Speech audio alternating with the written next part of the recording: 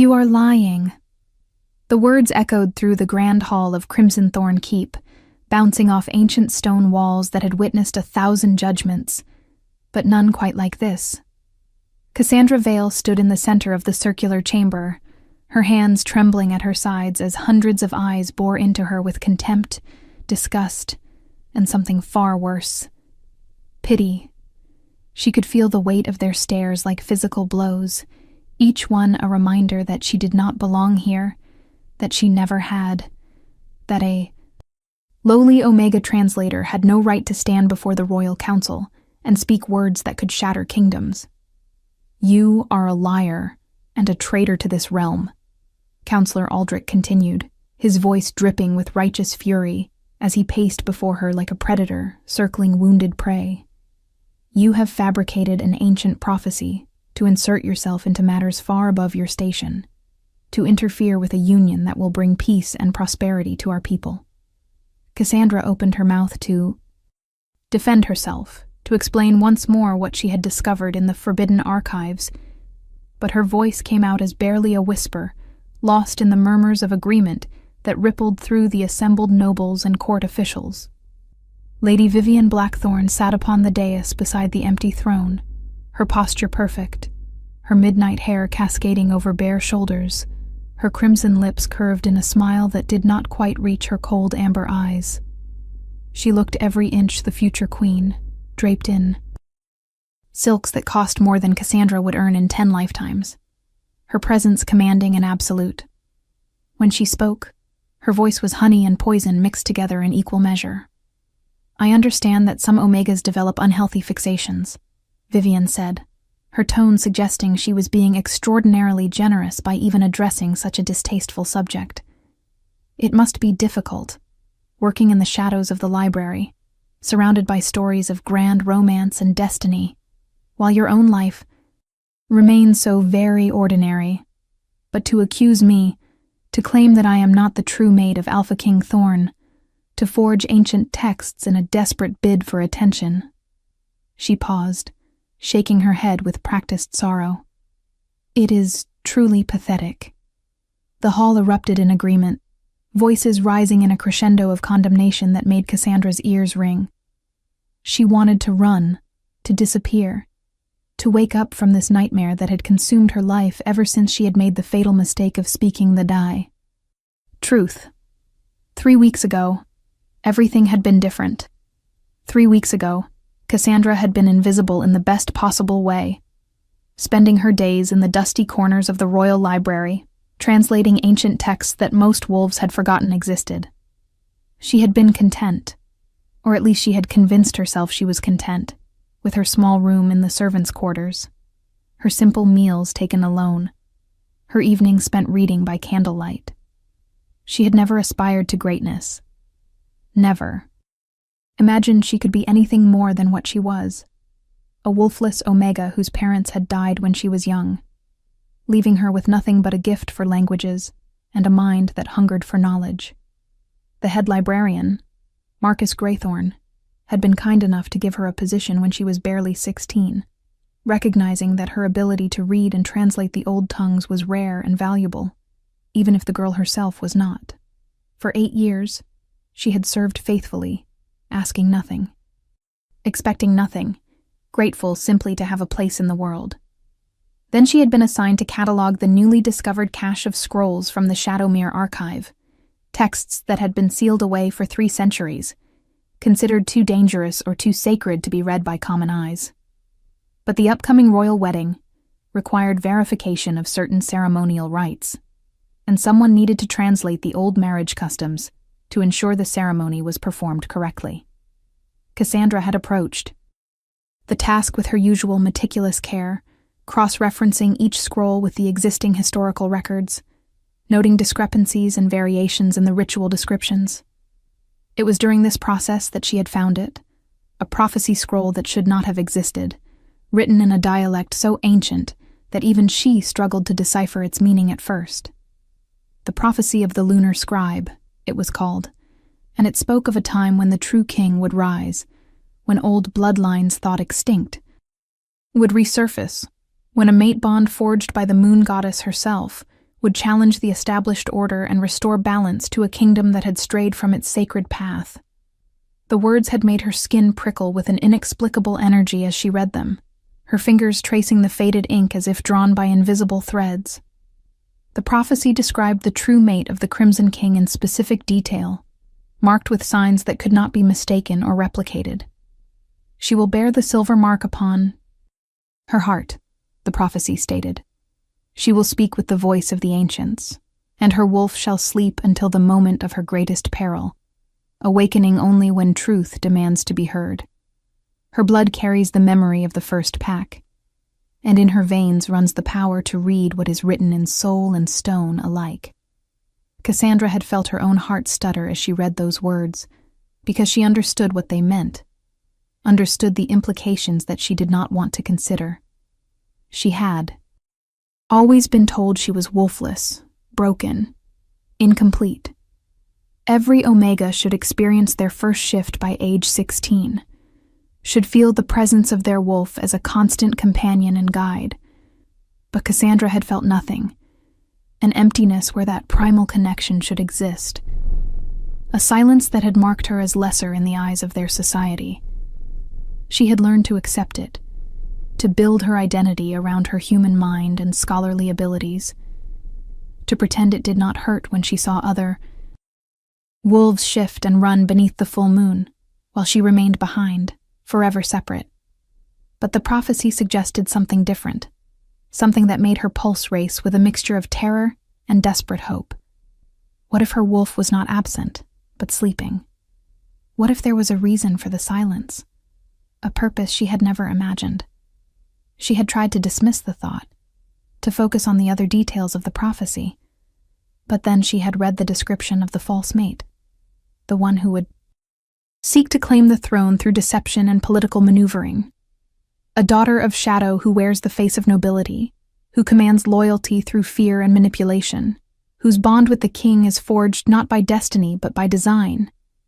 The words had sent ice through Cassandra's veins, because she had seen Lady Vivian Blackthorne at court functions, had observed from the servants' corridors as the noblewoman charmed and schemed her way into the Alpha King's confidence. There had always been something off about their courtship, something that did not align with the stories of true mate bonds that Cassandra had read in countless texts. True mates were supposed to recognize each other instantly, to feel a pull that transcended reason and choice. But King Thorn and Lady Vivian's relationship had developed slowly, strategically, announced only after months of political negotiations between their families. The king had never seemed particularly passionate about his intended bride, never displayed the possessive devotion that characterized genuine mate bonds. He had simply accepted the arrangement with the same cool pragmatism he applied to all matters of state.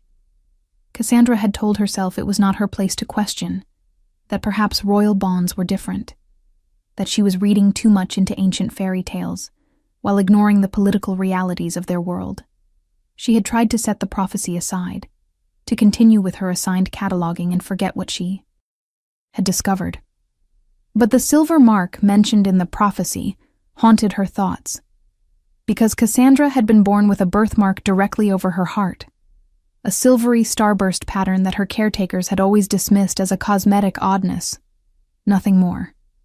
She had kept it hidden beneath her clothes her entire life, self-conscious about the way it seemed to shimmer faintly in certain lights, as if containing some luminescence of its own. No one had ever suggested it might mean anything significant, and she had certainly never connected it to destiny or prophecy or any grand design. Yet the more she studied the ancient text, the more the pieces seemed to align in ways she could not ignore. She spoke multiple ancient languages, could read texts that baffled even the most educated scholars. Her wolf had never awakened, remaining dormant in a way that matched the prophecy's description perfectly. And the mark, the undeniable silver mark that she had carried since birth, positioned exactly where the prophecy indicated it should be. The probability of all these factors aligning by pure coincidence seemed impossibly small, and Cassandra had spent enough years working with historical texts to recognize patterns when they emerged. She had agonized over what to do with this information for 3 days, barely sleeping, unable to eat, her mind spinning through scenarios and consequences. If she was wrong, if she was simply a delusional Omega projecting meaning onto random coincidences, then speaking up would only bring ridicule and punishment upon herself. She would lose her position, her home, possibly her life if the accusation was considered treasonous. But if she was right, if the prophecy was genuine, and Lady Vivian was indeed deceiving the king and the entire kingdom, then staying silent would be an even greater betrayal. The royal wedding was scheduled for the next full moon, only 4 weeks away, and once that bond was sealed through the sacred ceremony, it would be nearly impossible to break regardless of what truth might later emerge. Cassandra had never considered herself brave, had spent her entire life avoiding conflict and attention, keeping her head down and her opinions to herself. But something about the prophecy called to her in a way she could not explain, a certainty that resonated in her bones and blood, insisting that this was why she had survived when her parents died, why she had been given the gift of languages, why she had been brought to this library at this specific moment in time. Finally, she had gathered her courage and requested an audience with the head librarian, showing him the prophecy and explaining her concerns. Marcus Graythorne had listened with increasing alarm, his weathered face growing pale as he read the ancient text for himself. He had known Cassandra for years, had never known her to engage in flights of fancy or dramatic exaggerations. She was reliable, methodical, painfully honest in all her assessments. When she finished explaining her theory, including the detail about her own birthmark and dormant wolf, Marcus had been silent for a long moment before speaking. "If you are correct," he had said carefully, "then you are putting yourself in terrible danger by revealing this. Lady Vivian's family is powerful, and they will not tolerate any threat to this alliance. But if you are correct and we say nothing, then we are allowing our king to be bound to a false mate, which is an abomination in the eyes of the moon goddess herself." He had looked at her with something like respect, mixed with deep concern. "You understand that once we bring this to the council, there will be no going back. They will investigate every aspect of your claim, and if they find you have fabricated any part of this, the punishment will be severe."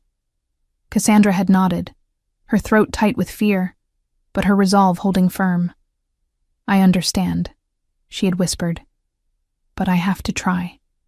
If there is even a chance that I am right, that the prophecy is real, then how can I stay silent?" Marcus had squeezed her shoulder gently, a fatherly gesture that had nearly broken her composure. "You are braver than you know, child," he had said. "Let us pray that your courage is rewarded rather than punished." He had taken the prophecy scroll and arranged for an emergency session of the Royal Council, citing the discovery of documents that pertained directly to the upcoming royal wedding. Cassandra had been summoned to present her findings, and she had entered the grand hall with her heart pounding so hard she thought it might burst from her chest. She had stood before the assembled nobles and officials, her voice shaking but clear, and explained what she had discovered. She had shown them the prophecy, translated it word for word, and then, with hands trembling so violently she could barely unfasten the buttons, she had revealed the silver mark upon her chest, proving that at least one physical aspect of the prophecy aligned with her own body. The reaction had been immediate and catastrophic. Before she could even finish her presentation, Lady Vivian had risen from her seat with perfectly calculated outrage, her voice ringing through the hall as she denounced Cassandra as a liar and a fraud. "This is absurd," Vivian had declared, her amber eyes flashing with fury that seemed entirely genuine to those who did not know how skilled she was at manipulation. "This Omega has clearly developed an obsession with King Thorn, and has fabricated this entire prophecy to insert herself into his life. The silver mark she claims is prophetic, is nothing more than a common birthmark, and her inability to shift is a defect, not some mystical sign of hidden power. I have medical records from the royal healer himself confirming that Cassandra Vale is completely wolfless, a genetic failure that occurs in approximately 1 out of every 1,000 wolves. She is using ancient superstition and deliberately vague prophetic language to prey upon our traditions and disrupt a union that has taken years to negotiate. The council members had looked from Vivienne to Cassandra, and in their eyes, she had seen their decision already made. Who would they believe? A respected noblewoman from one of the most powerful families in the realm, or a nobody Omega who worked in the library's dusty corners? Counselor Aldrich had demanded to examine the prophecy scroll himself, and he had done so with a team of experts who were, Cassandra later learned, personally selected by Lady Vivian's family. After 2 days of analysis, they had returned with their verdict. The scroll was genuine in terms of age and origin, but the translation Cassandra provided was questionable and possibly deliberately distorted to suit her own narrative. They claimed that the ancient dialect was ambiguous, that many of the phrases she had interpreted as specific prophetic signs could just as easily be read as metaphorical or symbolic language common in texts from that era. Without a true linguistic expert to verify her translation, they said, the prophecy proved nothing except that Cassandra was willing to manipulate sacred texts for her own purposes. She had tried to defend her work, to explain that she had cross-referenced every word with multiple historical sources, that her translation was as accurate as any scholar could make it. But her protests had been drowned out by the growing chorus of condemnation from the nobles, who saw her claims as an attack on their political interests and social order. If you are enjoying this story, do not forget to leave a like and subscribe to the channel for more emotional stories like this one. Lady Vivian had played her role perfectly throughout the ordeal, never appearing vindictive or cruel, always maintaining an air of hurt dignity and patient tolerance. She had even suggested with apparent compassion that perhaps Cassandra was not malicious but simply mentally unwell, suffering from delusions brought on by years of isolation and loneliness. We should not punish the poor girl too harshly, Vivian had said to the council, her voice dripping with false kindness. She is clearly disturbed and needs help, not imprisonment.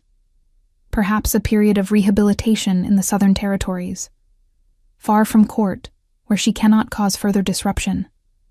It had been a masterful move, positioning herself as merciful and understanding, while simultaneously ensuring that Cassandra would be exiled and silenced. Her credibility destroyed so thoroughly that no one would ever take her seriously again. But there had been others on the council who were less forgiving, who saw Cassandra's actions as treason that demanded a harsher response. She has accused our future queen of deception, one elder had argued. She has attempted to sabotage a royal wedding that represents the culmination of decades of diplomatic effort. This is not mere delusion. This is an act of sedition that threatens the stability of our entire kingdom. She should be executed as an example to any other malcontents who might think to disrupt the natural order with fabricated prophecies and wild accusations. The word execution had sent terror shooting through Cassandra's body, her knees nearly buckling as she realized the full extent of the danger she had placed herself in. She had thought the worst that could happen would be losing her position and being sent away in disgrace. She had not truly considered that they might kill her for speaking the truth, or what she believed to be the truth. Marcus had tried to defend her, had vouched for her character and scholarship, but even his support had counted for little against the united front of noble families who had too much invested in the Blackthorn alliance to allow some Omega translator to derail their plans. For 2 weeks, Cassandra had been held in the palace dungeons, while the council debated her fate. 2 weeks of cold stone walls and darkness broken only by the flickering torches that cast dancing shadows across her cell. She had plenty of time to question every decision that had led her to this moment, to wonder if she had been catastrophically wrong about everything, if her interpretation of the prophecy had been nothing more than wishful thinking combined with scholarly hubris. Perhaps she truly was delusional, as Lady Vivian suggested. Perhaps she had spent so many years reading stories about destiny and chosen ones that she had convinced herself she was part of such a narrative when the reality was far more mundane. She was just a broken Omega with a birthmark, and no wolf. Nothing special, nothing important, certainly not the subject of ancient prophecies. The isolation had been crushing, but worse than the loneliness had been the crushing weight of self-doubt that had settled over her like a suffocating blanket. Every hour in that cell had eroded her. Certainty a little more, until she could barely remember why she had been so convinced in the first place. Finally, this morning, she had been dragged from her cell and brought before the full council for final judgment. The grand hall had been packed with spectators, nobles and servants alike, crowding in to witness the fate of the Omega, who had dared to challenge Lady Vivian Blackthorne. Cassandra had been forced to stand in the center of the room, while charges were read against her. Fabrication of religious texts, defamation of a noble personage, sedition and attempted sabotage of a royal union, each accusation more damning than the last. She had stopped trying to defend herself after the first few attempts, realizing that nothing she said would change the outcome. The decision had been made before she ever entered the hall, and this trial was merely a formality, a public spectacle designed to validate what had already been determined in private chambers where she had no voice and no advocate. Now, as Counselor Aldrich prepared to pronounce her sentence, Cassandra felt a strange sense of calm settle over her exhausted mind. She had done what she believed was right, had spoken truth as she understood it, and if that truth was going to cost her everything, then at least she would face the consequences with whatever dignity she could muster. Cassandra Vale, Aldrich intoned, his voice formal and final. You have been found guilty of all charges brought against you. Your actions have brought shame upon yourself and threatened the peace of this realm. You have slandered our future queen and attempted to deceive this council with fabricated prophecies. Such crimes cannot be tolerated, and so it is the judgment of this council that you shall be executed at dawn tomorrow, your body burned so that no trace of your deception remains to poison future generations. The words hit her like physical blows, but Cassandra kept her chin raised, refusing to give them the satisfaction of seeing her break completely. If she was going to die, she would do so standing tall, not cowering and begging for mercy that would never come. The hall erupted in approving murmurs, nobles nodding to each other with satisfaction, pleased that justice was being served and order maintained. Lady Vivian pressed a delicate hand to her throat as if overcome with emotion, playing the role of the wronged victim with practiced perfection. Only Marcus looked stricken, his face gray with grief and helpless fury, but even he could not speak against a unanimous council decision. Then, cutting through the noise like a blade through silk, a single word rang out with such authority that every voice in the hall fell instantly silent. Wait. The command had not been shouted, yet it filled every corner of the massive chamber, resonating with a power that made the ancient stones themselves seem to vibrate in response. Cassandra's heart stopped as she recognized that voice, deep and cold, and absolutely uncompromising. Alpha King Thorn Ashford had not been present for most of the trial, occupied with matters of state that apparently took precedence over the fate of one insignificant Omega. His absence had been noted, but not questioned, as the king often delegated such proceedings to his council, trusting their judgment on matters that did not directly concern the crown. But he was here now, and the weight of his presence was like gravity suddenly intensifying, pulling every eye, and every thought toward the figure who emerged from the shadows at the back of the hall. Thorn Ashford was not a man who needed to announce himself or demand attention. He commanded both simply by existing, by moving through space with the lethal grace of a born predator who had never encountered anything he could not dominate or destroy. He stood well over 6 feet tall, his frame packed with muscle that spoke of both brutal training and genetic superiority, his features carved from granite. And shadow, beautiful in the way that dangerous things are beautiful. His eyes were the pale silver of moonlight on snow, cold and assessing, missing nothing as they swept across the assembled crowd. His dark hair was longer than current fashion dictated, falling past his collar in waves that he clearly could not be bothered to tame.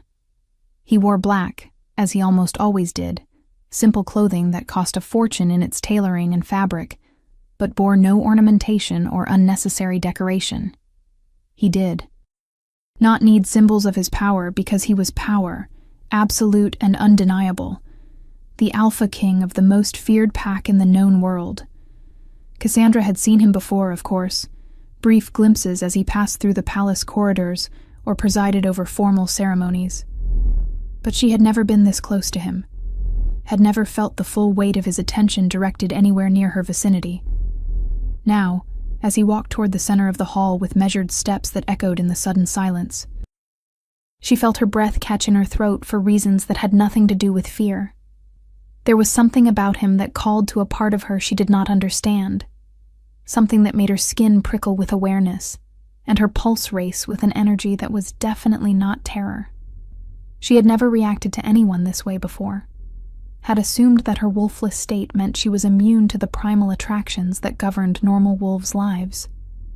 Yet every instinct she possessed was suddenly screaming at her to pay attention, to not look away, to memorize every detail of this moment as if her life depended on it.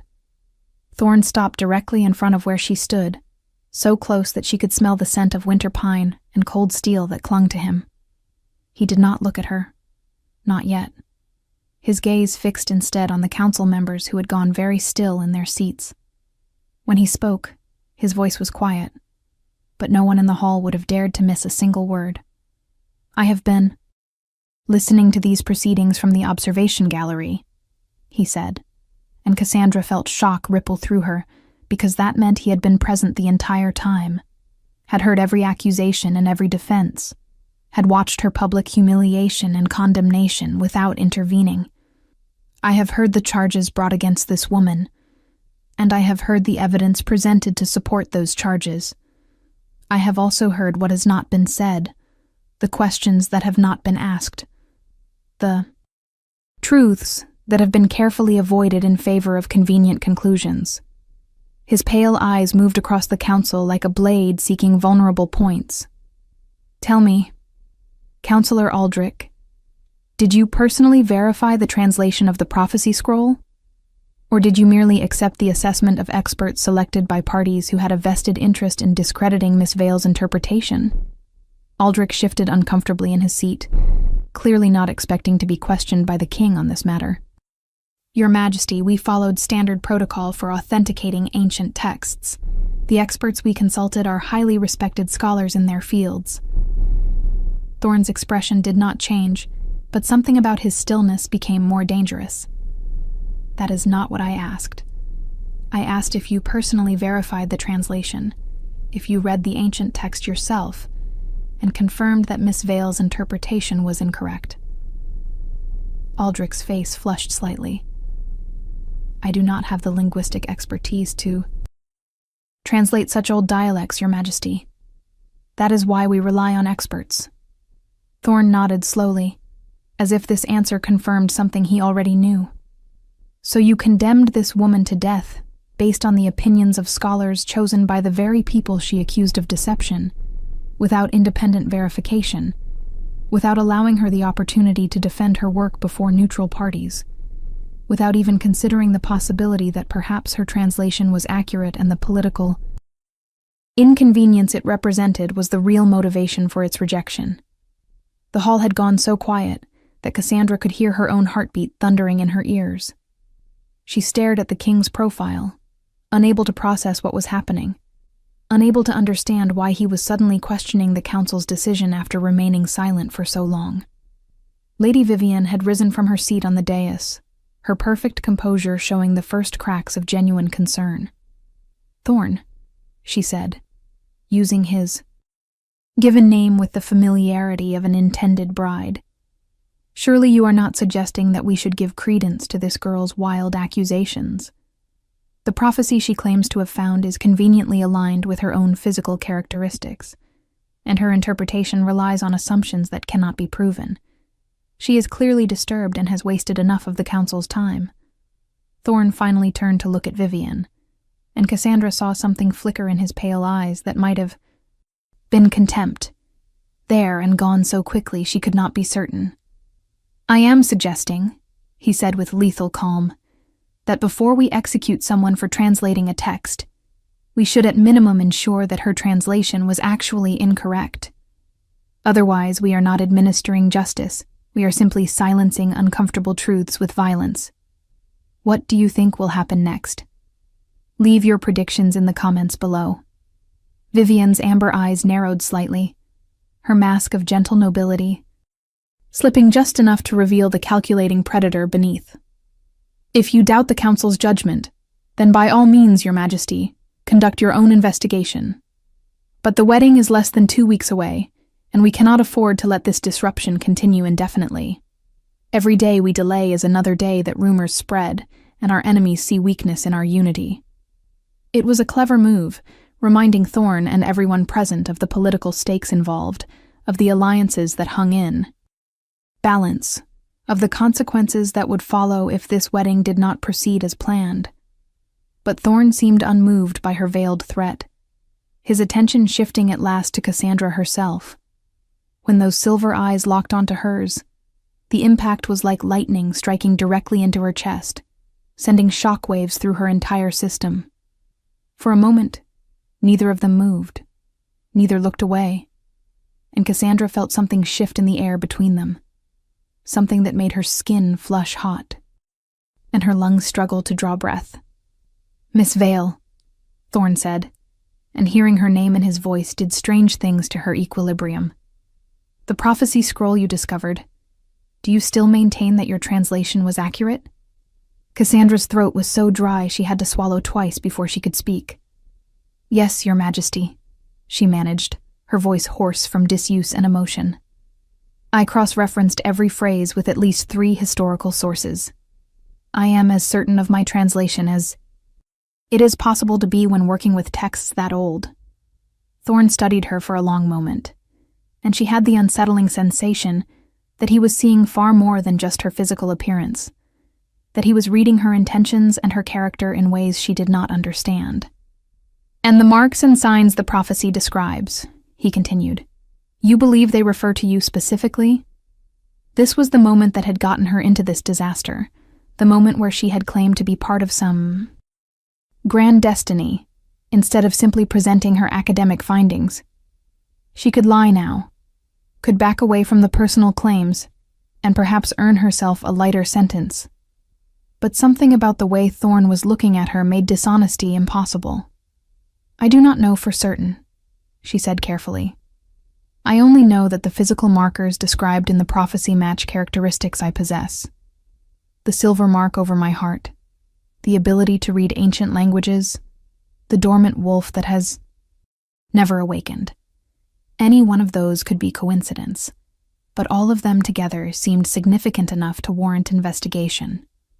It was the most honest answer she could give, acknowledging both the evidence and her uncertainty.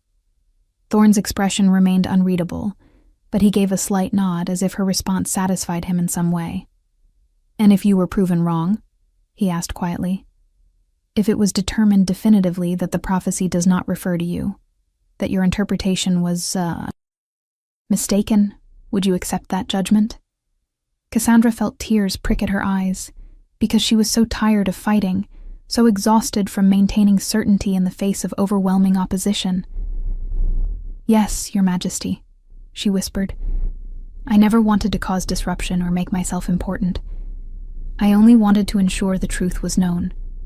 If I am wrong, then I will accept the consequences of my error." Something in Thorn's face softened almost imperceptibly, a subtle relaxation around his eyes that might have been approval or perhaps respect. He turned back to the council, and when he spoke, his voice carried the weight of absolute command. "The execution is suspended indefinitely," he declared, and shocked murmurs erupted throughout the hall. "Miss Vale will be remanded to secure quarters in the palace proper, not the dungeons, where she will be treated with the dignity appropriate to someone whose fate has not yet been determined. I will personally examine the prophecy scroll and verify the translation myself.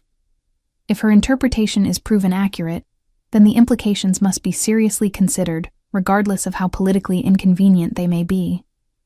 If her interpretation is proven false, then appropriate punishment will be determined at that time. But we will not kill someone for the crime of literacy and scholarship. Not in my kingdom." not while I still draw breath." The pronouncement sent shockwaves through the assembled nobles, and Vivian's carefully maintained composure finally cracked completely. "Thorn, this is madness," she hissed, abandoning all pretense of formality. "You are allowing this Omega to manipulate you with ancient superstitions and convenient coincidences. She is playing on your sense of honor and justice to delay our wedding and create doubt where none should exist. Can you not see what she is doing?" Thorn looked at Vivian with an expression that was colder than winter frost. "What I see," he said softly, "is that you are very concerned about a wedding date when what we should be concerned about is truth. If you are indeed my true mate as you claim, if our bond is genuine and blessed by the moon goddess, then a few days' delay while we verify these matters should not threaten what is meant to be eternal. Unless, of course, there is some reason you fear a thorough examination of the prophecy's claims." The accusation was subtle, but unmistakable, and Vivian's face flushed with fury that she could no longer disguise as righteous indignation. "I fear nothing," she snapped, "but I will not stand here and watch you dishonor our engagement and insult my family because some delusional Omega told you pretty lies wrapped in archaic language." Thorn's eyes flashed with something dangerous, his alpha power rippling through the hall in a wave that made every wolf present instinctively lower their gaze in submission. "You will watch your tone when addressing your king," he said, each word precise and cutting. "And you will remember that our engagement is a political arrangement, not a sacred bond, until such time as it is formally sealed through ceremony. I have the right and the responsibility to ensure that I am making decisions based on truth, rather than convenience or pressure. If you cannot accept that, then perhaps we should reconsider whether this union is appropriate at all." The threat was clear, and Vivian visibly struggled to control her reaction, her hands clenching into fists at her sides before she forced herself to relax and adopt a more conciliatory expression. "Of course, Your Majesty," she said, her voice dripping with barely suppressed rage, disguised as humble acceptance. "I simply worry that you are being taken advantage of by someone who has shown herself willing to lie and manipulate to achieve her goals. But if you believe this investigation is necessary, then I will support your decision, as any loyal mate should." Thorn dismissed her words with a slight nod, clearly done with the conversation. He turned to the guards who had been standing ready to escort Cassandra back to her cell. "Take Miss Vale to the East Wing guest quarters. She is to be provided with clean clothes, adequate food, and anything else she requires for her comfort. She is not to be treated as a prisoner unless she attempts to flee, which I do not believe she will." His eyes found Cassandra's again, and she saw something in their silver depths that might have been a promise or perhaps a warning. "I will send for you tomorrow morning to begin examining the prophecy together. Until then, rest and recover your strength. You have been through an ordeal, and you will need your clarity of mind for what comes next." Cassandra could only nod, too overwhelmed to form words, too shocked by this sudden reversal of fortune to fully process what it meant. The guards moved to flank her, but their touch was gentle now rather than rough, their attitudes transformed by the king's clear directive. As she was led from the hall, she felt hundreds of eyes boring into her back, felt the weight of speculation and confusion and anger following her departure. The East Wing guest quarters turned out to be a suite of rooms that were more luxurious than anywhere Cassandra had ever stayed in her entire life. There was a bedroom with a massive 4-poster bed draped in silk, a sitting room with comfortable chairs arranged before a fireplace, and a bathing chamber with a copper tub, large enough to drown in. Servants appeared almost immediately, bringing fresh clothes in soft fabrics that felt like clouds against her skin after weeks in rough prison garb, carrying trays of food that made her stomach clench with sudden ravenous hunger. They prepared a bath for her, heating water until it steamed and adding oils that filled the air with lavender and chamomile. Cassandra dismissed them as soon as she could, needing solitude to process everything that had happened, needing space to think, without eyes, watching her every move. She sank into the hot water, and let herself cry for the first time since this nightmare began. Great heaving sobs that shook her entire frame as weeks of terror and stress and exhaustion finally found release. She had been so certain she was going to die, had spent the past 2 weeks preparing herself mentally for execution, and now suddenly she had been granted a reprieve she did not understand, and definitely did not trust. Why had the king intervened? Why now, at the very last moment, after sitting silently through the entire trial? What did he hope to gain by questioning the council's verdict and delaying his own wedding? Nothing about his behavior made sense unless he actually believed there might be truth in her claims, unless he was genuinely willing to risk his political alliances to investigate a prophecy that most people dismissed as ancient superstition. But that seemed impossible, because Thorne Ashford was known throughout the realm as a pragmatic ruler who made decisions based on logic and strategy, rather than sentiment or faith. He had taken the throne at 19 after his father's death in battle, had spent the past decade consolidating power and expanding territory through a combination of military might and shrewd diplomacy. He was respected and feared, but not known for being particularly spiritual or interested in prophecies and divine intervention. So why would he care about an Omega, translator's interpretation of some dusty old scroll? Unless, Cassandra thought, with a sudden chill that had nothing to do with the cooling bathwater, unless he had his own reasons for wanting to delay or prevent his marriage to Lady Vivian. Perhaps this was all just a convenient excuse, a way to extricate himself from an engagement he regretted, without appearing weak or indecisive. She climbed from the bath and dressed in the simple but elegant gown the servants had left for her, a deep blue fabric that complemented her dark hair and made her gray eyes look almost silver in certain lights. There was a mirror in the bedroom, and Cassandra studied her reflection with critical assessment, trying to see what the king had seen when he looked at her. She was not beautiful like Lady Vivian, did not possess that polished perfection that came from noble breeding and expensive cosmetics. Her face was too thin, her features too sharp, her body too angular from years of inadequate meals and long hours spent hunched over books. The silver birthmark over her heart was visible above the gown's neckline, the starburst pattern catching the lamplight in ways that almost made it seem to glow from within. She touched it gently, feeling the slightly raised texture beneath her fingertips, wondering for the 1,000th time what it really meant, if it meant anything at all. Tomorrow she would face the king again, would sit with him and examine the prophecy that had destroyed her life, and might yet save it.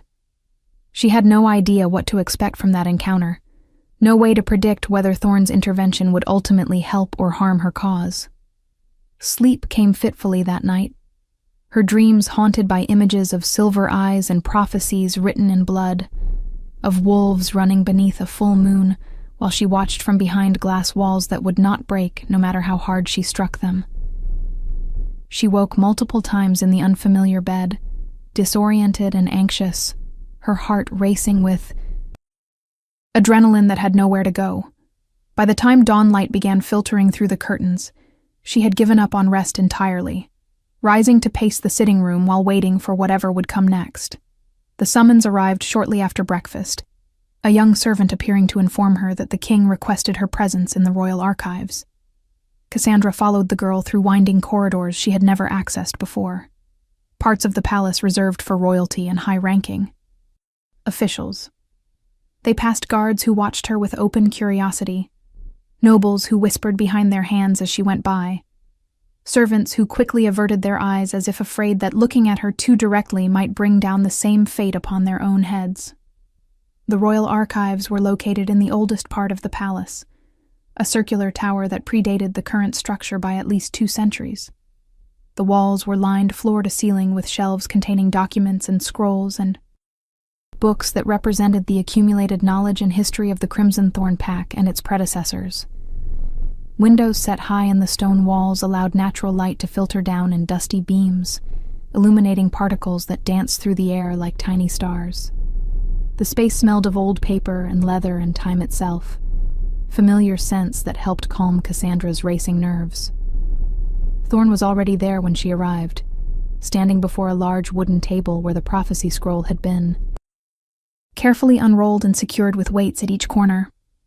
He wore simple clothes again, dark trousers and a white shirt, with the sleeves rolled up to reveal forearms corded with muscle and marked with scars that spoke of battles fought and survived. His long hair was tied back from his face, and the morning light caught in his pale eyes, making them seem almost luminous. He looked up as she entered, and Cassandra felt that same electric jolt of recognition she had experienced in the hall. That same inexplicable pull that made her want to move closer, even though every rational instinct warned her to maintain distance. "Miss Vale," he greeted her with a slight nod. "Thank you for coming." She almost laughed at the formal courtesy, as if she had any choice in the matter, as if refusing a king's summons was an option available to her. "Your Majesty," she responded, moving toward the table but stopping several feet away, uncertain of the proper protocol for this situation. Thorn gestured toward the scroll. "I spent most of last night studying this text," he said without preamble. "Your translation is accurate. In fact, it is the most precise rendering of this particular dialect that I have ever seen. Whoever taught you the old tongues did exceptional work." Cassandra felt her knees go weak with relief and validation, because for weeks she had been told she was wrong, had been made to doubt her own expertise and skill. Hearing confirmation from someone she had not realized, understood ancient languages, was like oxygen after drowning. "My mother taught me," she heard herself say, the words emerging before she could stop them. She was a scholar before she died, studied the old texts as a hobby, even though she was just an omega with no official position. She used to say that language was the only immortality available to people like us, that if we could read and preserve the words of those who came before, we would never truly be forgotten. Thorn's expression shifted slightly, something almost like sympathy crossing his features. "She sounds like a wise woman," he said quietly. "I am sorry you lost her."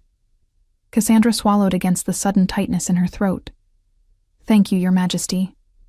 They stood in silence for a moment, and Cassandra found her gaze drawn to the prophecy scroll, to the words she had read so many times she could recite them from memory. "If my translation is correct," she ventured carefully, "then what does that mean for your engagement to Lady Vivian?" Thorn moved around the table, coming closer to where she stood, and Cassandra had to force herself not to step back from the intensity of his presence. "It means," he said slowly, "that I have been aware for some time that Vivian is not my true mate, that our engagement was based on political calculation rather than destiny.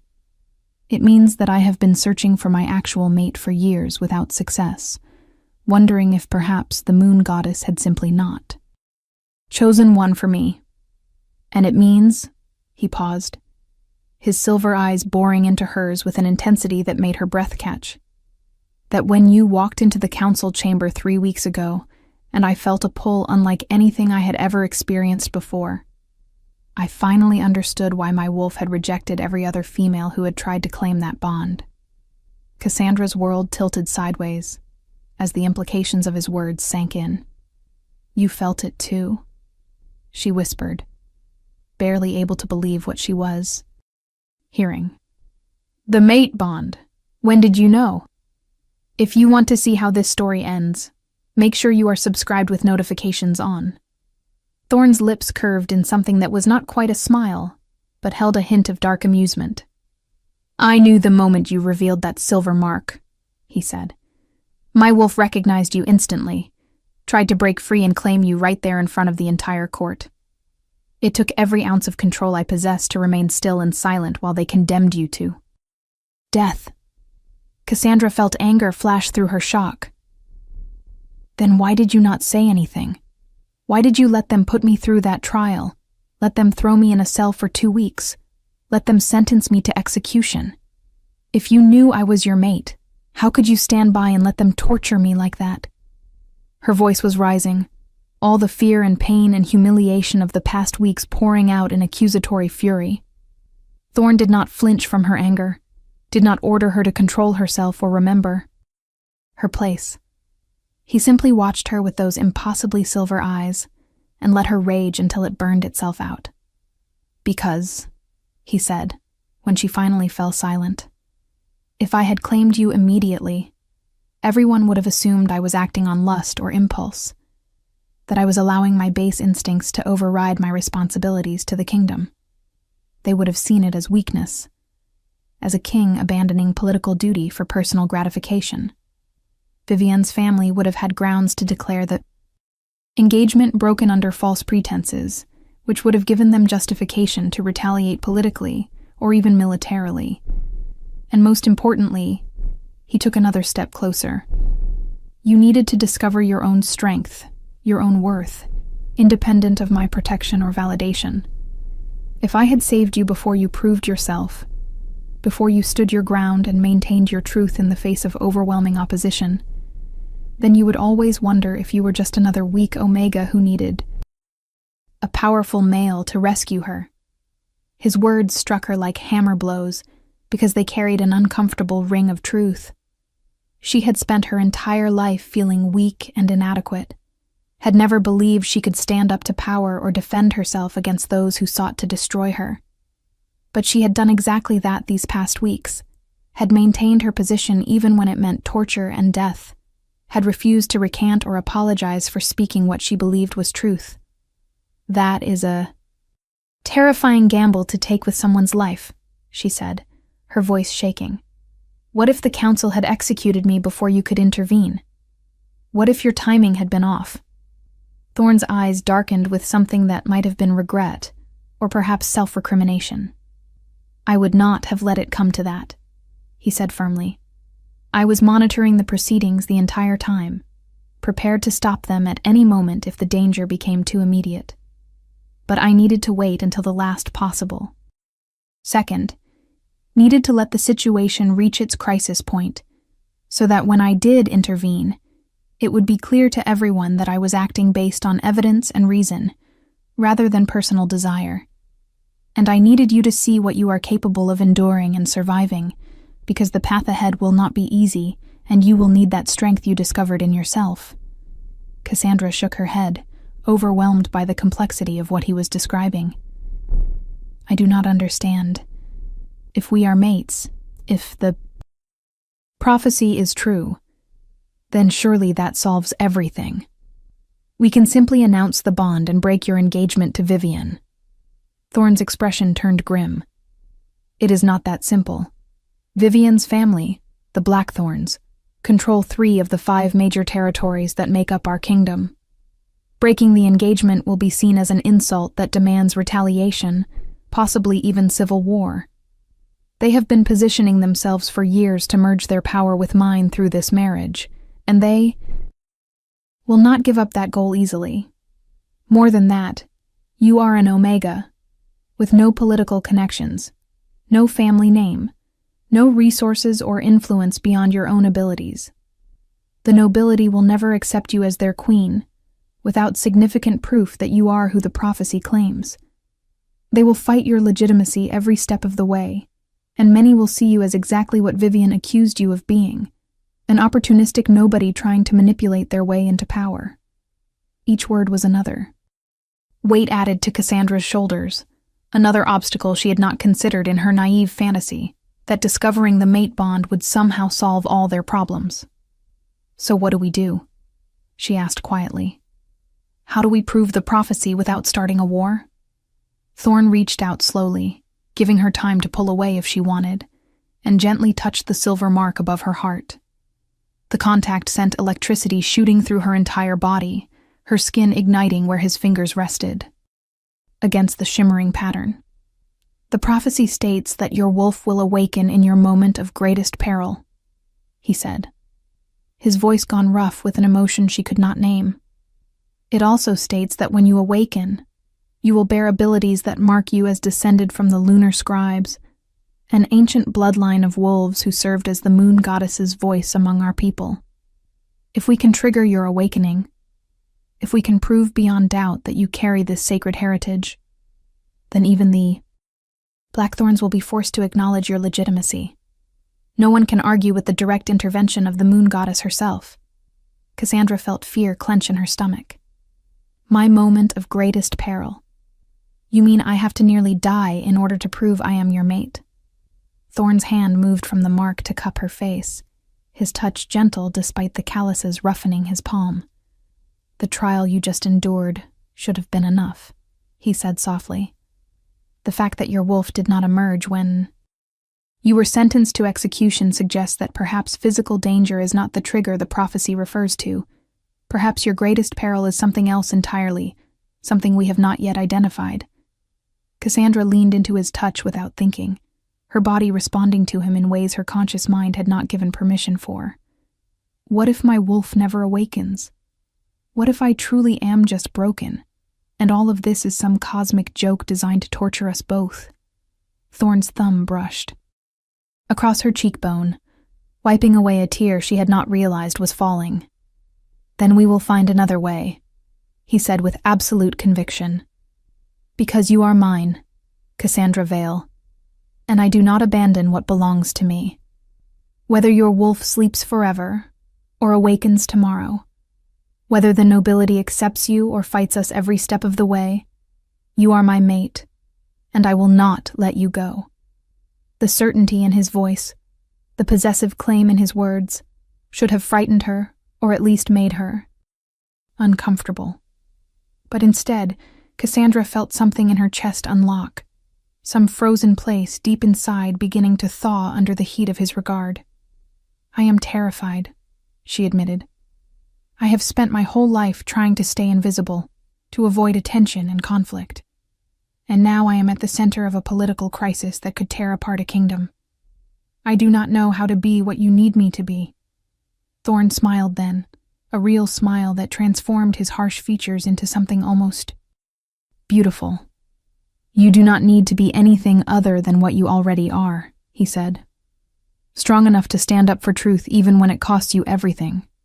Smart enough to read languages that scholars with decades of experience cannot decipher. Brave enough to face your own execution without breaking. That is what I need, Cassandra. Not some perfectly polished political asset, but a woman who cannot be intimidated or bought or broken by the games others play. Before she could respond, before she could process the enormity of what he was offering, the door to the archives burst open with enough force to slam against the stone wall. Lady Vivian stood in the doorway, her perfect composure completely shattered, her amber eyes blazing with fury as she took in the scene before her.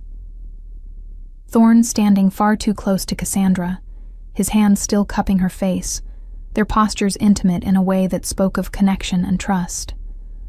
For a moment, no one moved, the tableau frozen as if time itself had stopped to witness this confrontation.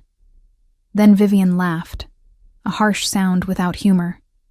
How convenient, she said, her voice dripping with venom.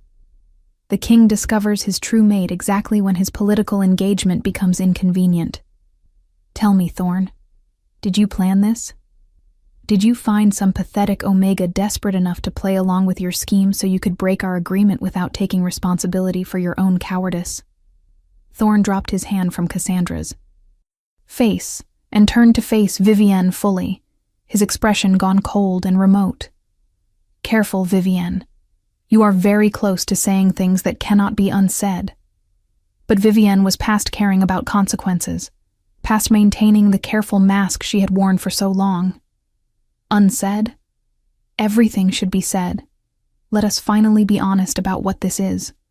You never wanted to marry me, never felt the bond you claimed to feel, never intended to honor the agreements our families made.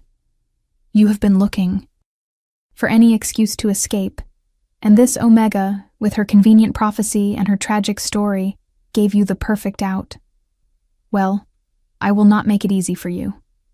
She stepped into the room, and Cassandra saw something dangerous in her movements, something predatory that had always been there but hidden beneath layers of civility and charm. I have spent 5 years positioning myself to be your queen. 5 years enduring your coldness and your distance and your complete lack of genuine affection. 5 years investing everything my family has into this alliance, and I will not let it be destroyed by some nobody who thinks she can translate her way into a crown." Cassandra found her voice, surprised by how steady it sounded when her insides were churning with fear. "I never wanted a crown," she said quietly. "I never wanted any of this. I only wanted to tell the truth about what I found." Vivian's eyes snapped to her, filled with such hatred that Cassandra actually took a step back. "Truth?" Vivian spat. "You would not recognize truth if it bit you. You are a liar and a manipulator who saw an opportunity and took it. Do you really think anyone will believe that you just happened to find a prophecy that perfectly describes you? That you just happened to bring it forward weeks before the royal wedding? You orchestrated this entire situation to trap the king, and I will not let you succeed." Thorn moved between them, putting his body physically between Vivian's rage and Cassandra's vulnerability. "Enough," he said, his alpha power rolling through the word with enough force to make even Vivian flinch. "You will not speak to my mate with such disrespect." The words hung in the air like a declaration of war. Vivian went very still, her face draining of color as the full implications sank in. "Your mate," she repeated slowly. "You acknowledge her claim. You are breaking our engagement based on the word of an Omega translator and some ancient scroll that may or may not be legitimate." Thorn nodded once, his expression implacable. "I am. The bond between Cassandra and myself is real and undeniable. You felt it yourself when you walked in, felt the connection that exists between true mates. You know that what you and I had was nothing compared to this, that our engagement was always a political arrangement rather than a bond blessed by the moon goddess. I am sorry for the disappointment this causes your family, and I am willing to discuss alternative alliances that might satisfy their interests.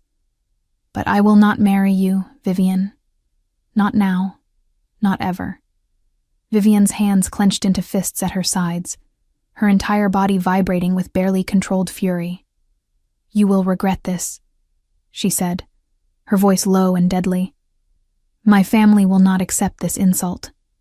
We have allies, armies, resources you cannot afford to fight while maintaining your hold on the other territories. If you do this, if you choose this worthless Omega over the alliance we built, then you will face consequences you cannot imagine." Thorn's expression did not change, his stance remaining relaxed despite the threat implicit in Vivian's words. "Is that a declaration of rebellion?" he asked mildly. "Are you informing me that your family intends to move against their king because he has chosen to honor the sacred bond of true mates over a political marriage?" Vivian seemed to realize she had overstepped, had revealed too much of her family's intentions in her anger. She took a breath, visibly struggling to regain control of herself. "I am informing you that actions have consequences," she said more carefully, "and that breaking faith with powerful families creates enemies you may not survive making. But of course, the decision is yours, Your Majesty, just as the consequences will be yours to bear." She turned on her heel and swept from the room, her exit as dramatic and perfectly executed as everything else she did. The silence she left behind was heavy with unspoken fears and uncertain futures. Cassandra sank into a nearby chair, her legs no longer willing to support her weight. "She is going to destroy us," she whispered. "Her family will use this as justification for rebellion, and there will be civil war, and people will die because I could not keep my mouth shut about a prophecy that may be nothing more than wishful thinking." Thorn knelt in front of her chair, taking both her hands in his much larger ones. "Look at me," he commanded gently. When she raised her eyes to meet his, she saw no doubt there, no regret, or second thoughts. "What we have is real. The bond between us is real. And yes, there will be conflict and danger ahead, but there would have been conflict regardless. Vivian's family was always going to move against me eventually, wedding or no wedding. They see the throne as something they can control through marriage, and when they realized I would never be the puppet king they hoped for, they would. have found another excuse to challenge my authority. At least this way, I face that conflict with my true mate by my side, rather than bound to a woman who would have poisoned me the moment I was no longer useful to her ambitions. Cassandra stared at him, shocked by the casual way he spoke of potential assassination. You believe she would have killed you. Thorne's smile was grim. I know she would have. I have been collecting evidence of her family's treasonous activities for the past 2 years, waiting for the right moment to act. Finding you, discovering the prophecy, it simply accelerated my timeline and gave me a legitimate reason to break the engagement that does not look like cold political calculation. The moon goddess has given us a gift, Cassandra. A way to fight our enemies while standing on moral and spiritual high ground that they cannot easily challenge. We need to accept that gift and use it, not waste time agonizing over whether we deserve it.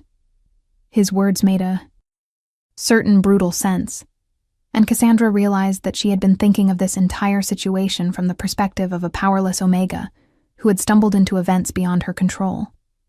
But Thorne had never been powerless, had been maneuvering and planning long before she entered the picture. She was not disrupting his life so much as providing him with a tool he needed to execute plans already in motion. What happens now? She asked. What is the next step in this grand strategy? Thorne rose and pulled her to her feet, keeping her hands clasped in his. Now we trigger your awakening. The prophecy says your wolf will emerge in your moment of greatest peril, and I think I understand what that means. Your greatest fear is not death. You have already proven you can face that with courage. Your greatest fear is vulnerability, opening yourself to connection and trust, allowing someone to matter enough that they can hurt you. You have spent your life keeping walls around your heart, because everyone you ever loved abandoned you through death or indifference. But the mate bond requires complete vulnerability, requires you to lower those walls and let someone in so deeply that they become part of your soul. That is your greatest peril, Cassandra. Not physical danger, but emotional exposure. And I think your wolf will awaken the moment you truly accept what exists between us, the moment you stop fighting the bond and let yourself fall. Cassandra felt her breath quicken. Because he was right. He was absolutely right, and she hated how clearly he saw through her defenses. And if I cannot do that? If I am too damaged or too scared to let you in? Thorne leaned forward until his forehead rested against hers, until they shared breath and space and the thundering rhythm of 2 hearts that were learning to beat as one. Then we will find another way, he murmured. But I do not think you are damaged, and I do not think you are too scared. I think you are one of the bravest people I have ever met, and you have simply been waiting for someone worth the risk of opening your heart. Let me be that person, Cassandra. Let me prove that I will not abandon you or betray you, or use you as everyone else in your life has done. Trust me with your truth, all of it, every broken piece and every secret fear. And I swear to you I will guard it more carefully than I guard my crown. The words broke something open inside her, some final defense crumbling under the weight of his sincerity and the undeniable pull of the mate bond that had been trying to draw them together since the moment they met. Cassandra felt tears streaming down her face as she let herself acknowledge what she had been fighting so hard to deny. I am terrified of losing you, she admitted in a broken whisper. I am terrified that this is real and that it matters, and that someday you will realize I am not worth the trouble I bring, and you will leave just like everyone else has left and I do not. Think I can survive that? Thorne's arms came around her, pulling her against his chest, and Cassandra felt the steady thunder of his heartbeat against her cheek. I am not going anywhere, he said fiercely. You are mine, and I am yours, and nothing and no one will ever change that. Not Vivian, not her family's armies, not the entire kingdom rising in rebellion. I have waited my whole life to find you, and now that I have, I would burn the world to ashes before I let anyone take you from me. The possessive intensity in his words should have frightened her, but instead it felt like safety, like coming home after a lifetime of wandering. Cassandra let herself sink into his embrace, let herself believe for the first time that maybe she could have this, that maybe she was allowed to want something for herself instead of simply accepting whatever scraps the world decided to throw her way. And as she made that decision, as she consciously lowered the walls she had spent years building and let Thorn's presence flood into the empty spaces of her heart, she felt something shift deep inside her chest. It started as a flutter, like wings unfolding after a long sleep, then grew into a surge of energy that raced through her veins like liquid fire. Her eyes snapped open, and she gasped as light exploded behind her vision, silver and white and impossibly bright. Thorn's grip on her tightened as her body began to tremble, his voice urgent in her ear. "That is it. Do not fight it. Let her. Wake! Your wolf is rising, Cassandra. I can feel her." And Cassandra could feel it too. Could feel something ancient and powerful stirring to life inside her, stretching and yawning like a creature emerging from hibernation. The sensation was overwhelming, terrifying and exhilarating in equal measure. Like every cell in her body was being rewritten to accommodate this new presence that demanded space and recognition. She could hear a voice. Not words exactly, but emotions and impulses. A consciousness that was separate from her own yet intrinsically connected, part of her in a way that nothing else had ever been. "Mine," the voice seemed to say, and Cassandra knew it was referring to Thorn, knew that her wolf recognized her mate with a certainty that transcended doubt or fear. The silver mark on her chest began to glow, not metaphorically, but actually emit light, the starburst pattern blazing so brightly that it was visible through the fabric of her dress. Cassandra cried out as power surged through her, different from anything she had ever felt, older and deeper than normal wolf magic. She could suddenly sense things she had never perceived before, could feel the flow of energy through the ancient stones of the palace, could hear echoes of conversations that had taken place centuries ago in this very room, could see overlapping images of past and present superimposed like transparent paintings. "The lunar scribe awakens," Thorn breathed, his voice filled with awe. "Cassandra, your eyes, they are silver, pure silver, just like the ancient texts describe." Cassandra blinked, and the overlapping visions began to clear, reality asserting itself over the ghostly impressions of history that had momentarily overwhelmed her senses. She looked down at her hands and saw them glowing faintly with the same silver light as her birthmark, saw energy crackling between her fingers like captured lightning. "What is happening to me?" she whispered, her voice sounding strange even to her own ears, layered with harmonics that had not been there before. Thorn cupped her face again, grounding her with his touch, his presence anchoring her to the present moment. "You are becoming what you were always meant to be," he said. "The prophecy is being fulfilled right before our eyes. You carry the bloodline of the lunar scribes, wolves blessed by the moon goddess herself, to serve as her voice and her memory among our people. That is why you could read the ancient texts when no one else could, why languages come so naturally to you. It is not just scholarship. It is your birthright, your sacred heritage, manifesting through the skills you developed." The silver glow was beginning to fade now, receding back beneath her skin, but Cassandra could still feel it there, a reservoir of power waiting to be called upon. Her wolf was still present, no longer silent but humming with contentment at finally being acknowledged, finally being given space to exist. "I can feel her," Cassandra said wonderingly. "My wolf. She is here. She has always been here, just waiting." Thorn smiled, genuine joy lighting his features in a way that transformed him from intimidating king to simply a man relieved and happy. "She was waiting for this moment, waiting until you were ready to accept the full truth of who you are. And now that she has awakened, now that the prophecy has been proven before our very eyes, no one will be able to deny your legitimacy. You are not just my mate, Cassandra. You are the moon goddess's chosen vessel. a living link to our people's most sacred traditions. The nobility will have no choice but to accept you." Cassandra wanted to share his optimism, wanted to believe that everything would be simple now that her wolf had awakened. But she had learned too much about politics and power in the past weeks to think that proof would be enough to overcome entrenched opposition. "Vivienne will not give up," she said quietly. "Neither will her. Family. They have too much invested in their plans to simply walk away because of a prophecy, no matter how dramatically it manifests." Thorn nodded, his expression growing serious again. "You are right. Which is why we need to move quickly and decisively. Tomorrow, I will call a grand assembly of all the major houses. I will present you as my true mate, demonstrate your abilities as a lunar scribe, and formally break my engagement to Vivienne. There will be uproar, possibly violence, but with your wolf awakened and the prophecy proven, we will have the moral authority to weather the storm. The common people will support us, because they still revere the old ways, still believe in the sanctity of true mate bonds and the moon goddess's will.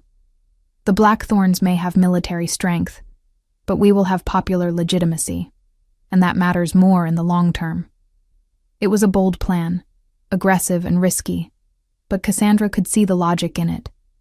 Better to seize the initiative and control the narrative than to allow their enemies time to organize opposition and spread lies about what had transpired. "What do you need from me?" she asked, accepting that her life had irrevocably changed, that there was no going back to obscurity and safety now. Thorn's eyes blazed with silver fire that matched her own newly awakened gaze. "I need you to be exactly what you are. Stand beside me tomorrow and let them see the truth of our bond, the reality of your heritage. Trust in your power and in our connection, and do not let their fear and anger make you doubt yourself. We are about to change the course of history, Cassandra Vale. We are about to prove that the moon goddess still speaks to her children, that destiny and true love are not just fairy tales, but forces that can reshape kingdoms. Are you ready for that?" Cassandra took a deep breath, feeling her wolf stir with anticipation and eagerness, feeling the weight of the prophecy settling onto her shoulders like a mantle she was finally strong enough to bear. "I am ready," she said, and meant it with every fiber of her being. "Let us show them what truth looks like when it refuses to be silenced." The next morning dawned cold and clear, winter sunlight streaming through high windows as nobles and common folk alike flooded into the grand assembly hall. Word had spread through the palace, and beyond that, the king was calling an emergency gathering, and speculation ran wild about what could be important enough to demand such urgency. Cassandra stood in a preparation chamber adjacent to the main hall, dressed in a gown that Thorn had specially commissioned overnight. Deep midnight blue silk, embroidered with silver thread that seemed to capture and reflect light with every movement. Her dark hair had been left loose, cascading down her back in waves, and the only jewelry she wore was a simple silver pendant bearing the symbol of the lunar scribes, a crescent moon cradling a star. She could hear the murmur of hundreds of voices beyond the door, could feel the weight of their attention and judgment like a physical pressure against her skin. Her wolf paced inside her, restless and eager to prove herself. But Cassandra was still learning to navigate this new dual consciousness, still adjusting to the presence that now shared her mind and body. Thorn entered the chamber, and the sight of him stole her breath as it always did. He wore formal ceremonial attire, black and silver that marked him unmistakably as their sovereign, a crown of twisted silver resting on his dark hair. But it was his eyes that held her, pale silver meeting her own newly transformed gaze, with an intensity that spoke of promises and challenges yet to come. "Are you ready?" he asked for the second time in as many days. Cassandra nodded, reaching out to take the hand he offered. "I am ready," she confirmed. "Let us face them together." Thorn laced his fingers through hers, the mate bond thrumming between them. Like a living current, visible to anyone with eyes to see it as faint silver light that seemed to connect their joined hands. Together, he agreed. Always together from this moment forward. They walked through the doors side by side, and the assembly hall fell silent as hundreds of eyes turned to witness their entrance. Cassandra could see Lady Vivian standing near the front with her family, her perfect face a mask of cold fury barely held in check. Could see the council members who had condemned her to death, now watching with expressions ranging from shock to calculation to something that might have been awe. Could see common servants and guards lining the walls, their faces hopeful and wondering, drawn to the silver light that surrounded her and Thorn like a visible manifestation of destiny itself. Thorn led her to the raised platform at the front of the hall, positioning her beside the throne rather than below it, marking her as his equal in a way that sent clear messages about his intentions. When he spoke, his voice carried to every corner of the vast space, amplified by natural acoustics and alpha power combined. I have called this assembly to announce a change that will affect the future of our kingdom, Thorn began, his tone formal but carrying an undercurrent of fierce conviction. 3 weeks ago, a prophecy was brought to the attention of this court, a prophecy speaking of true mates and ancient bloodlines, and the moon goddess's will manifesting in our time. That prophecy was dismissed by many as fabrication and deception. But I stand before you now to declare that the prophecy was real, its translation was accurate, and its fulfillment has begun. Cassandra Vale is my true mate, blessed by the moon goddess herself, carrier of the lunar scribe bloodline that we thought extinct. Last night, her wolf awakened for the first time, and with that awakening came proof of her heritage that cannot be denied or dismissed. He turned to Cassandra, his expression softening with visible affection and pride. "Show them," he said gently. "Let them see the truth." Cassandra took a steadying breath, then closed her eyes and reached for the power she had only just discovered, the reservoir of silver energy that pulsed in time with her heartbeat. When she opened her eyes again, they were glowing pure silver, bright enough to be seen clearly even from the back of the hall. The birthmark on her chest blazed to life, the starburst pattern shining through the fabric of her gown like a captured star. And as she raised her hands, silver fire danced between her fingers, ancient power responding to her will in ways that made the very air shimmer with energy. Gasps and murmurs rippled through the crowd, and Cassandra saw several of the older nobles sink to their knees, recognizing the signs of the lunar scribes from stories and legends passed down through generations. She let the power build for a moment longer, then spoke, and her voice emerged layered with harmonics that carried the weight of centuries, the voice of her ancestors speaking through her in a way that left no doubt about the legitimacy of her bloodline. "I am Cassandra Vale, last daughter of the lunar scribe line," she declared, and even she was awed by the resonance in her own words. "I bear the mark of the moon goddess and speak with the voice of the ancients. The prophecy that brought me to this moment is true and proven. Alpha King Thorn Ashford is my destined mate, chosen and blessed by powers older than any law or custom of this land. I stand before you not seeking glory or power, but to fulfill the purpose for which I was born, to stand beside my king and help guide this kingdom back to the sacred paths from which it has strayed." She let the silver light fade gradually, bringing her appearance back to normal, but the impact of that display would linger in every mind present. Thorn stepped forward, his hand finding hers once more, presenting a united front that radiated strength and certainty. "Therefore," he continued, "I am formally and irrevocably breaking my engagement to Lady Vivian Blackthorn. Our arrangement was based on political considerations that are now superseded by sacred law and divine will. I regret any disappointment this causes her family, but I will not dishonor the moon goddess by rejecting the mate she has chosen for me." The hall erupted in chaos, voices raised in shock and argument. Some supporting the king's decision, while others protested the insult to the Blackthorn family.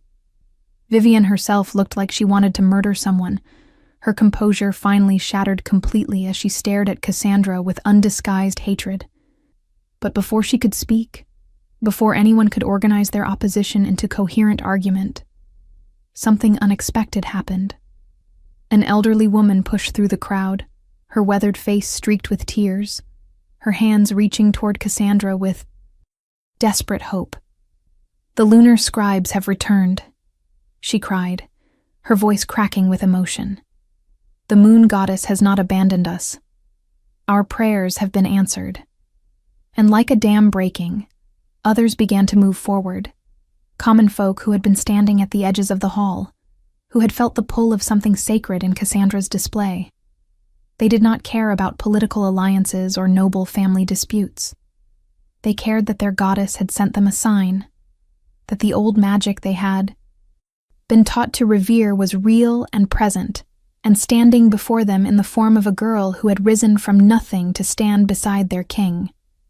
Within moments, Thorn and Cassandra were surrounded by people kneeling and reaching out to touch her gown, to feel some connection to the divine presence they sensed emanating from her.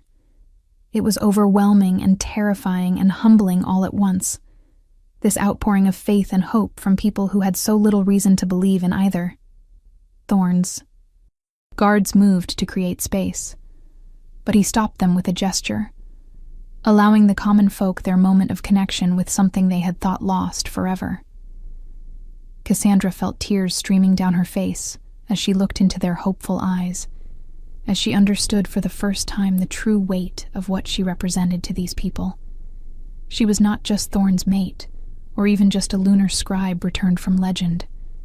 She was proof that the moon goddess still cared about her children, that power and destiny were not reserved solely for those born into noble families, that someone like them, someone small and overlooked and ordinary, could be chosen for extraordinary purpose.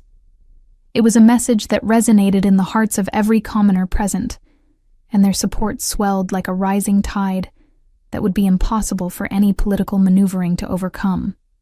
Lady Vivian watched this scene with growing horror, realizing that she had lost not just her engagement, but the narrative itself. She could rally nobles and armies, could leverage her family's political influence and military might, but she could not compete with the religious fervor Cassandra inspired, could not fight the kind of popular legitimacy that came from being seen as the moon goddess's chosen instrument. The game had changed in ways Vivienne had not anticipated, and for the first time in her carefully calculated life, she was on the losing side of a conflict she could not manipulate or control. Father, Lord Marcus Blackthorn, stepped forward from where the family had been standing, his face purple with rage. "This is blasphemy," he roared, his voice cutting through the celebrations. "That girl is using tricks and theatrics to deceive you all. The lunar scribes are extinct, and anyone claiming to be one of their line is a fraud and a heretic. King Thorn has been bewitched, manipulated into breaking sacred vows and insulting our house. We will not stand for this. The Blackthorn family formally withdraws its support from the crown and calls for a council vote on the king's fitness to rule." The threat was naked and undeniable, a declaration of rebellion wrapped in procedural language. The hall went silent again, the celebration dying as everyone waited to see how Thorn would respond to such a direct challenge to his authority. Thorn's expression remained calm, but Cassandra could feel the fury burning beneath his controlled exterior, could sense through their bond how much he wanted to simply crush this opposition with overwhelming force. But he was a king, not a tyrant, and he understood that how he handled this moment would determine whether they faced a brief rebellion or a prolonged civil war that could tear the kingdom apart. "Lord Blackthorn," Thorn said quietly, his voice somehow more dangerous for its lack of volume. "You have every right to be disappointed by the breaking of our engagement agreement. You have no right to question my fitness to rule based on my decision to honor the sacred bond of true mates over a political arrangement. If you wish to withdraw your house's support, that is your prerogative. But understand that you will be standing against not just your king, but against the will of the moon goddess herself, as demonstrated before hundreds of witnesses. Consider very carefully whether that is a position you want to defend." The challenge was clear, and Lord Blackthorn's face grew even redder as he struggled to find a response that would not make him look like he was defying divine will, while still maintaining his position of outraged nobility. Before he could formulate an answer, another voice rang out from the crowd, this one belonging to Councillor Aldrich, the same man who had so eagerly condemned Cassandra weeks earlier. "Your Majesty," Aldrich said, and Cassandra was shocked to hear something like shame in his tone. "I stand corrected and humbled by what I have witnessed today. I was wrong to dismiss Miss Vale's claims. Wrong to doubt the authenticity of the prophecy she brought forward. The display we have just seen leaves no room for skepticism. The lunar scribe line has indeed returned, and the mate bond between you is clearly genuine and blessed. I formally withdraw my support for the Blackthorn engagement and pledge my loyalty to whatever course the king and his mate choose to pursue." It was a stunning reversal, and the political calculus shifted immediately as other council members began to murmur agreement, distancing themselves from the Blackthorn's position now that the tide had clearly turned. Lord Blackthorn looked around at his crumbling support, at the nobles who were suddenly finding reasons to avoid his gaze, at the common folk who were staring at him with something like betrayal for his challenge to their goddess's will. He was a shrewd man, experienced in the games of power and politics, and he could recognize when a battle was lost before it began.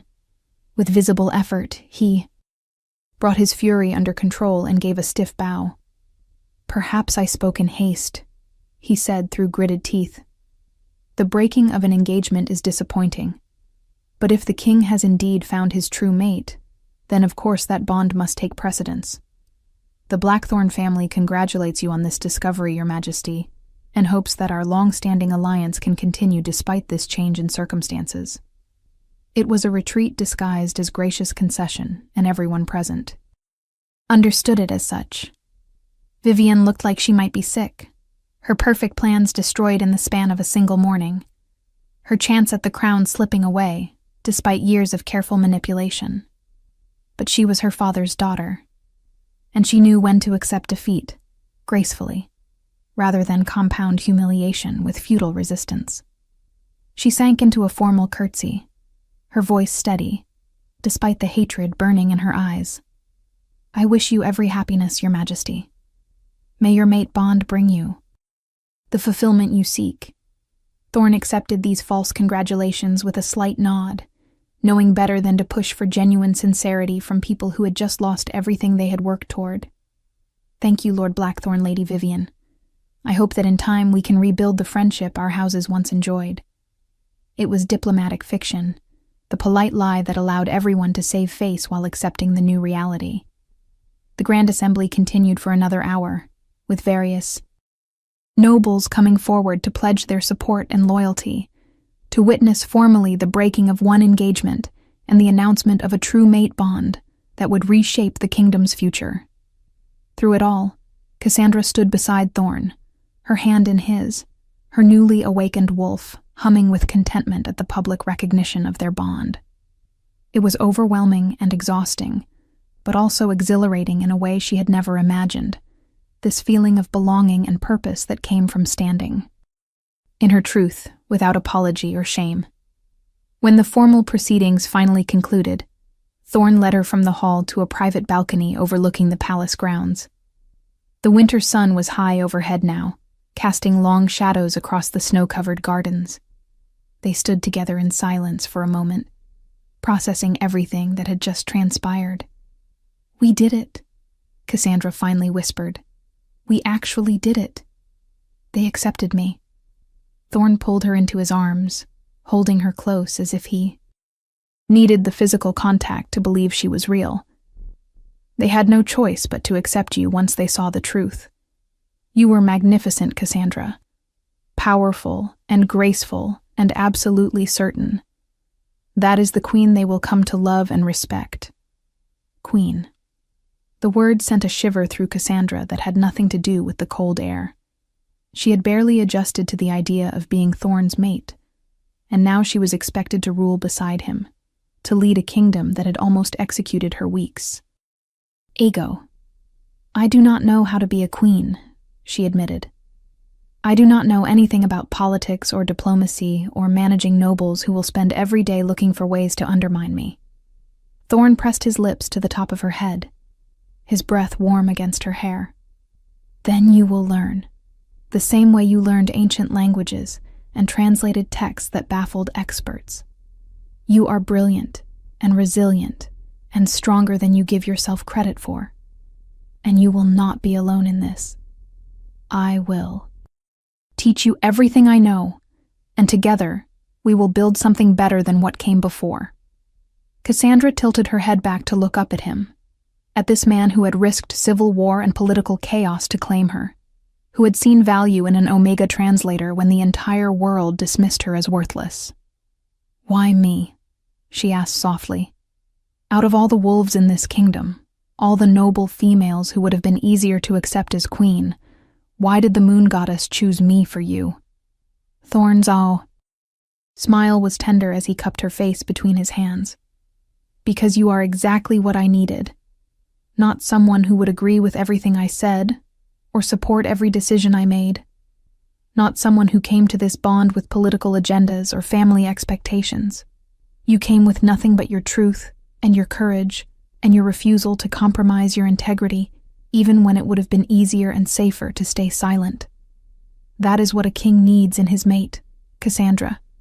Someone who will stand beside him not because it is convenient or profitable, but because they believe in the same fundamental truths about honor and justice and doing what is right regardless of the cost. You make me better simply by existing, by reminding me what real strength looks like. The words broke through the last of Cassandra's defenses, the final walls crumbling as she let herself fully accept the impossible gift she had been given. I love you, she said, and saying it out loud felt like stepping off a cliff into open air, terrifying and liberating in equal measure. I know I probably should not say it so soon, that we barely know each other in conventional ways, but I feel it so strongly it seems dishonest to pretend otherwise.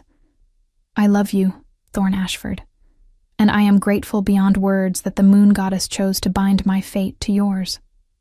Thorn's eyes blazed with silver fire as he leaned down to capture her lips in a kiss that seared through her entire being, claiming and promising and celebrating all at once.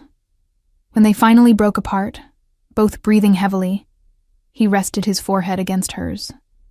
I love you too, he murmured.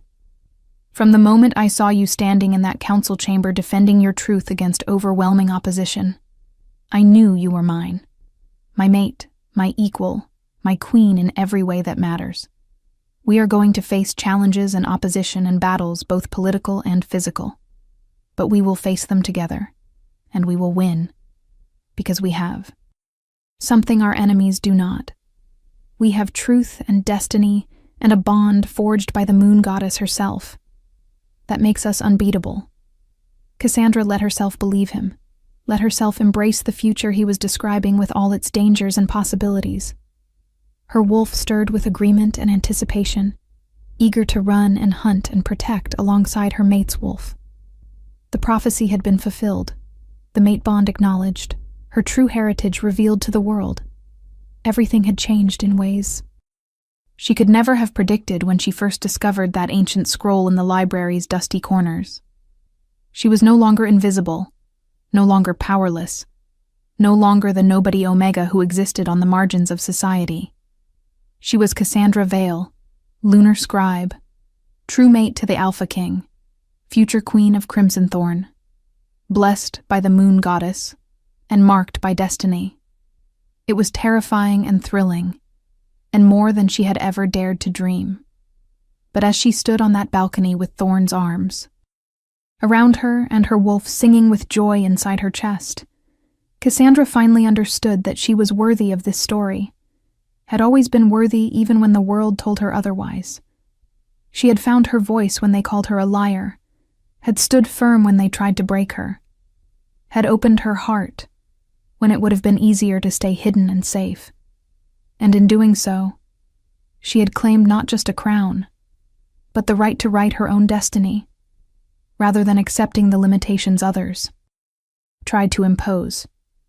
The hall had fallen silent when the Alpha King spoke, but it was Cassandra's truth that had ultimately set them all free. If this story touched your heart, share it with someone who loves epic romance. Tell me in the comments, did you see this ending coming? As the sun climbed higher in the winter sky, Cassandra and Thorn stood together on that balcony, two souls bound by destiny and choice, ready to face whatever challenges the future would bring, knowing that as long as they stood together, nothing could truly break them. The prophecy was fulfilled, the mate bond sealed, and a new chapter in the kingdom's history had begun, written in silver light and unwavering truth. Proof that sometimes the most powerful magic is simply having the courage to believe in yourself when the entire world tells you that you are nothing. Cassandra Vale had been called a liar, but in the end, her truth had silenced them all.